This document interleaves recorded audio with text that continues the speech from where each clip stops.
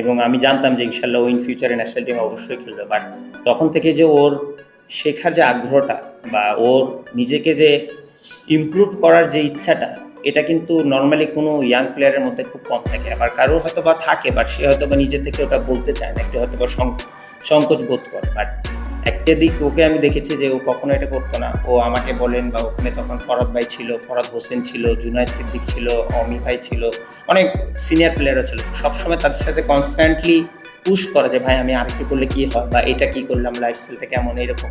তো এটা একটা মানে ইয়াং প্লেয়ারকে দেখে আমি আই ওয়াজ রিয়েলি সারপ্রাইজ, এবং I was really happy to see that. তো তারপরের 2 বছর আমি খেলিনি বাট রাশিয়াতে, বাট তারপরে ওর যে গ্রোথটা হয়েছে, তো এটা দেখে আমি কখনোই সারপ্রাইজ হয়নি। কারণ ওই যে ওইটা আমি দেখে যখন আমি বুঝতে পেরেছি যে না, ওর এই ইচ্ছাটা আছে, ইভেন এখনো ও এত ভালো করার পর ও যেভাবে থিঙ্কিং করে একটা পার্টিকুলার ব্যাটসম্যানকে নিয়ে, বা ওর ওয়ার্ক এথিক নিয়ে, বা ওর খাওয়া দাওয়া নিয়ে, তো it's a very good sign.